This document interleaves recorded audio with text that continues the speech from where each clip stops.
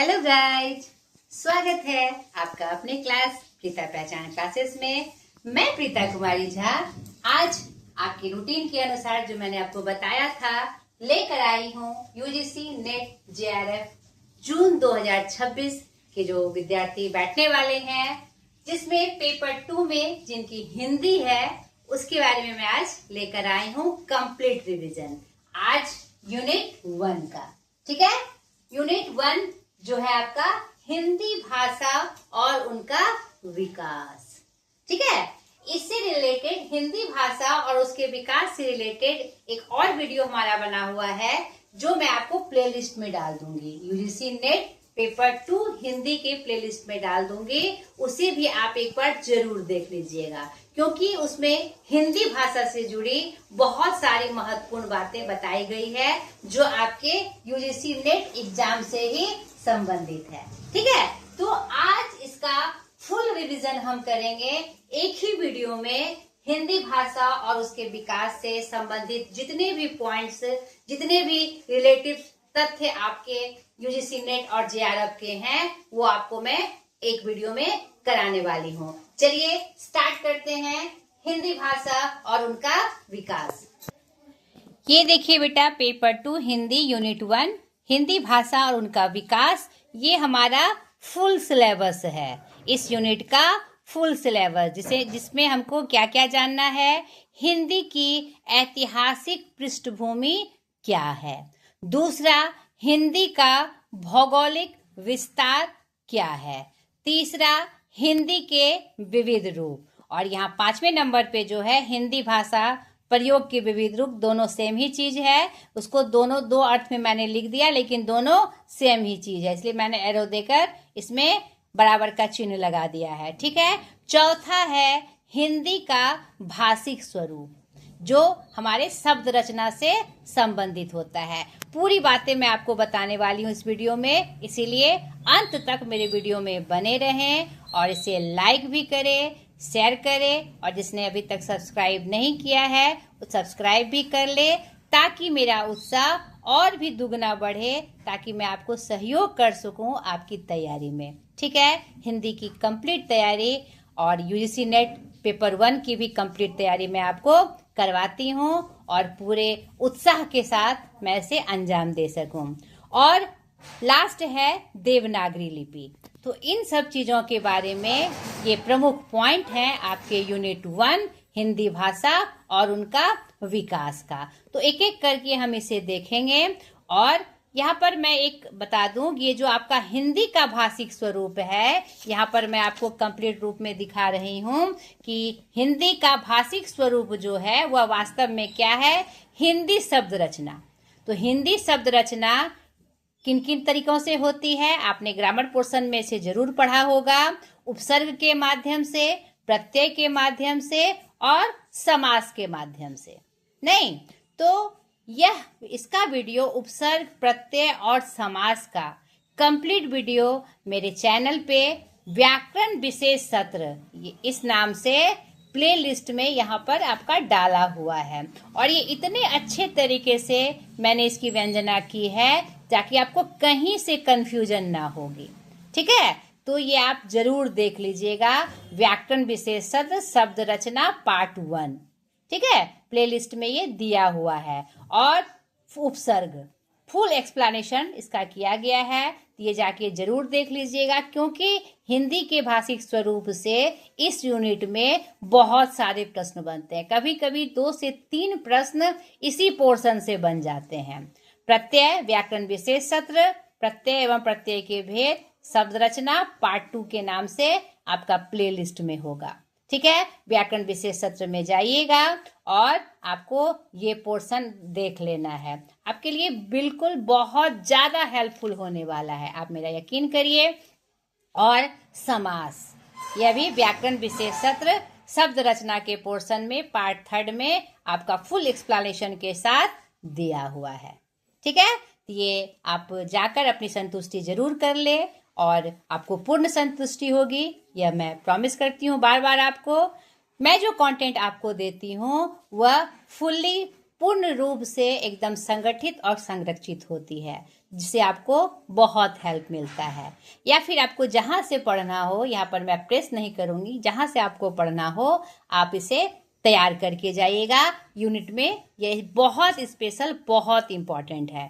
ठीक है, चलिए अब सारे पोर्शन को हम एक एक करके देखते हैं।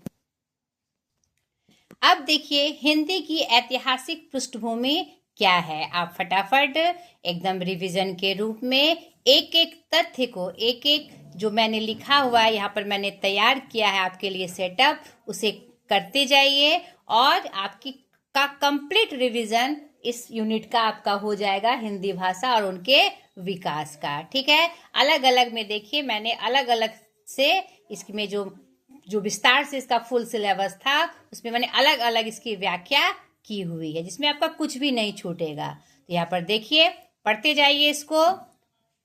क्या है, कितनी संख्या है इसकी।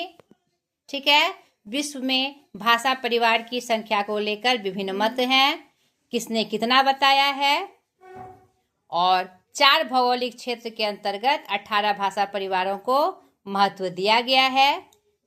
ठीक है, जो 4 पार्ट में बटा हुआ है, जिसमें 18 भाषा परिवार निवास करते हैं। आगे देखिए, भारोपीय परिवार के अन्य नाम जो प्रश्न में आते हैं। ध्वनि के आधार पर भारोपीय परिवार के 10 शाखाओं को सतम व केंटुम 2 भागों में बांटा गया है। ये सब प्रश्न, सारे प्रश्न आपके इम्पोर्टेंट हैं। वही लाइंस, वही पंक्ति मैं यहाँ पर लेकर आई हूँ जो आपके एग्जाम में पूछे जाते हैं। अब देखिए, भारतीय आर्य भाषाओं को 3 भागों में विभाजित किया गया है। कैसे कैसे किया गया है, कितने ईस्वी पूर्व तक वो भाषा चली, वह आप ध्यान से देखते चलिए, कुछ भी आपका छूटना नहीं चाहिए।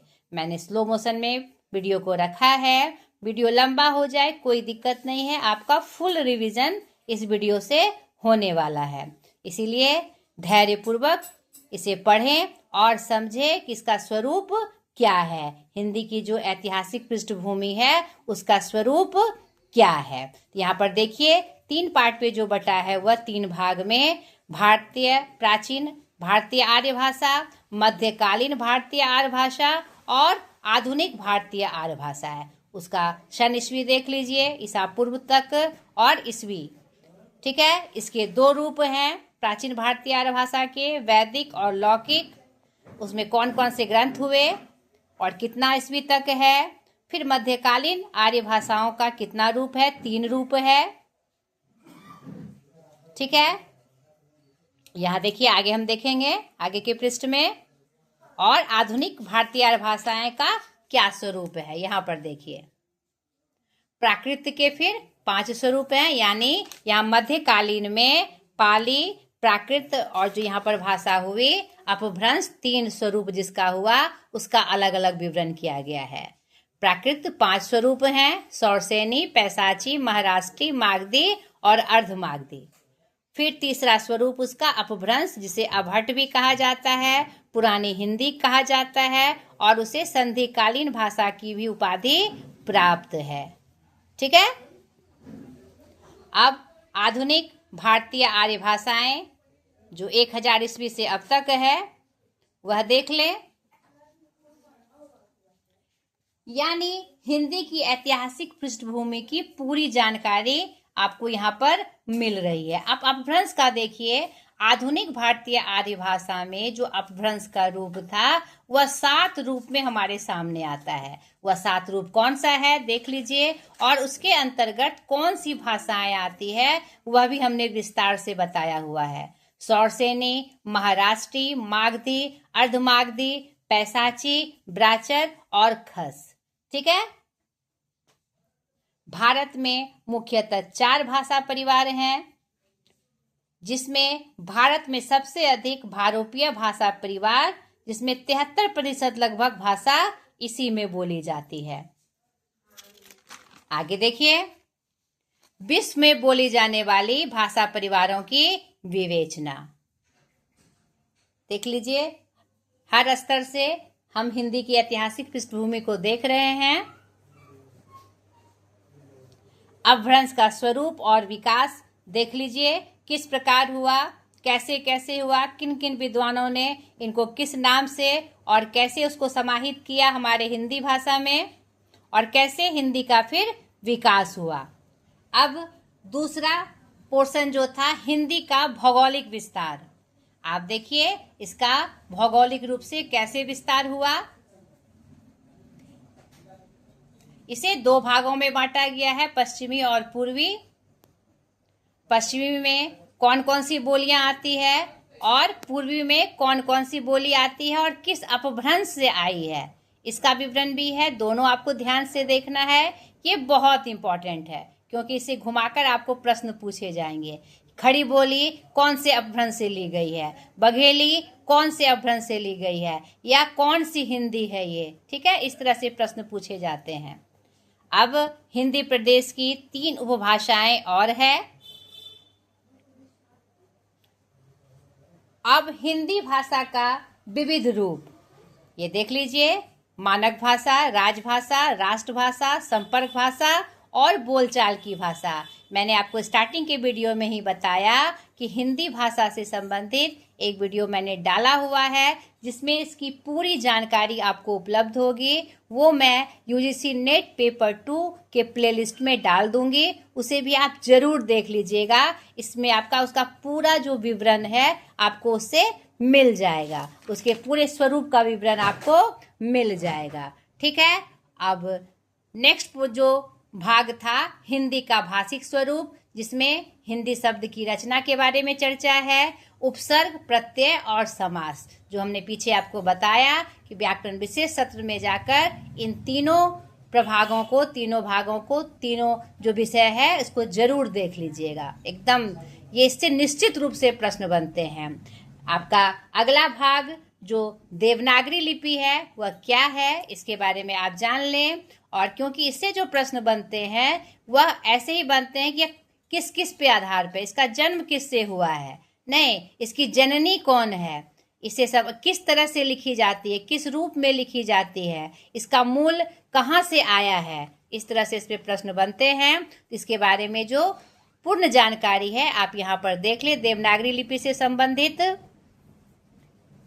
यह क्या है, इसका मूल क्या है, इसका उपयोग क्या है, इसका संरचना क्या है, लिखावट कैसे किस रूप में होती है, इसकी विशेषता क्या है और इसका इतिहास क्या है, कब यह हमारे हिंदी में समाहित हुआ या कब से हमारे भाषा के रूप में इसका प्रयोग लिपि के रूप में किया गया, ठीक है। अब आगे खड़ी बोली, ब्रजभाषा और अवधि की विशेषताएं, जो अंतिम पोर्शन था इसका वह भी हम देख ले। पश्चिमी हिंदी की 5 बोलियां हैं, है ना, जिसमें देखिए खड़ी बोली और ब्रजभाषा का विशेष महत्व है। क्यों विशेष महत्व है भाई? क्योंकि शुरुआत में जब हिंदी का विस्तार हुआ तो अवधि, ब्रजभाषा और खड़ी बोली का ही प्रयोग हमारे साहित्य में होता था। उसी साहित्य से रीति काल तक इसी भाषा में, पश्चिमी हिंदी के इसी बोलियों में हमारा साहित्य लिखा गया, चाहे वह गद्य भाग में हो चाहे पद्य भाग में हो। आप तुलसीदास की रचनाएं देख लीजिए, सूरदास की रचनाएं देख लीजिए, उसमें आपको इसी भाषा का प्रयोग मिलेगा। मलिक मोहम्मद जैसी की जितनी भी रचनाएं हैं देख लीजिए, उसमें भी इन्हीं भाषाओं का प्रयोग मिलता है। आगे जाकर आधुनिक हिंदी में हमारी हिंदी आज के स्वरूप में ढली है, ठीक है, इसलिए इसका बहुत महत्व है। इसको अलग से स्थान दिया गया है हमारे इस यूनिट 1 में, हिंदी भाषा और उसके विकास में। देखिए खड़ी बोली किसे कहते हैं, इसका मानक रूप क्या है, इसके प्रमुख तथ्य क्या हैं और किसने किस नाम से इसको पुकारा, कौन सा नाम दिया। ये बहुत इंपॉर्टेंट ये आपका चैप्टर है, ये पोर्शन जरूर आप देख लीजिएगा। खड़ी बोली को किसने किस नाम से जाना और ये कौन से अपभ्रंश से विकसित हुई है, सौरसेनी अपभ्रंश से विकसित हुई है और विभिन्न विद्वानों ने, इतिहासकारों ने इसे अलग अलग नाम से जाना और अलग अलग रचनाएं की, अपभ्रंश में अलग अलग रचनाएं की, ठीक है। खड़ी बोली का प्रथम महाकाव्य प्रिय प्रवास, जो अध्याय सिंह उपाध्याय हरिओत जी का है। ध्यान से देखिए। अब ब्रजभाषा, ब्रजभाषा क्या है? पश्चिमी हिंदी है। यह भी सौरसेनी अपभ्रंश से विकसित हुई है। ब्रज का अर्थ क्या होता है? इसकी मुख्य बोली कौन कौन सी है वह देख लीजिए।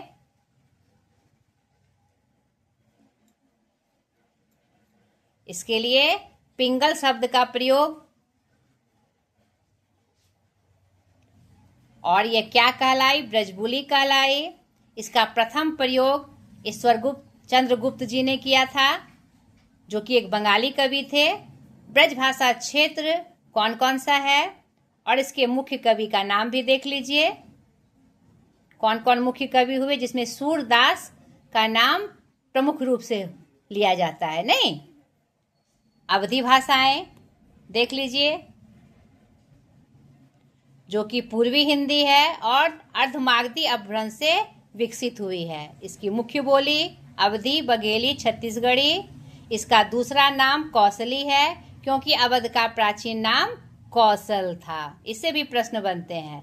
इसका प्रमुख क्षेत्र देख लीजिए। अवधी का निजी छंद बरवे है, ये भी याद रखिएगा। साहित्य की दृष्टि से अवधी क्या है? समृद्ध भाषा है, जिसमें अवधी भाषा में तुलसीदास कृत रामचरितमानस जी का नाम और जायसी कृत मलिक मोहम्मद जायसी जी के पद्मावत, जो कि एक प्रेमाख्यान काव्य है, उसका नाम प्रमुखता से लिया जाता है। अवधी के भी दो भेद हैं, पूर्वी अवधी और पश्चिमी अवधी। तुलसीदास के रामचरितमानस में अधिकांशतः पश्चिमी अवधी मिलती है और जायसी के पद्मावत में पूर्वी अवधी। यह भी आपको ध्यान रखना है। तो हमने हिंदी भाषा और उनके विकास यूनिट 1 का जो फुल सिलेबस था उसका पूरा विवरण हमने देखा। इसी 1 शॉर्ट वीडियो में हमने आपको पूरा रिवीजन कराया। इससे जुड़ी सारी बातों को ध्यानपूर्वक आप पढ़ के एकदम पूर्ण विश्वास के साथ परीक्षा में बैठेंगे और मेरी शुभकामनाएं आपके साथ है। आप जरूर सफल होंगे। ठीक है, तो आज तक के लिए इतना ही। अगले वीडियो में फिर अगले यूनिट के साथ मैं हाजिर हो जाऊंगी। आज तक के लिए इतना ही। बाय।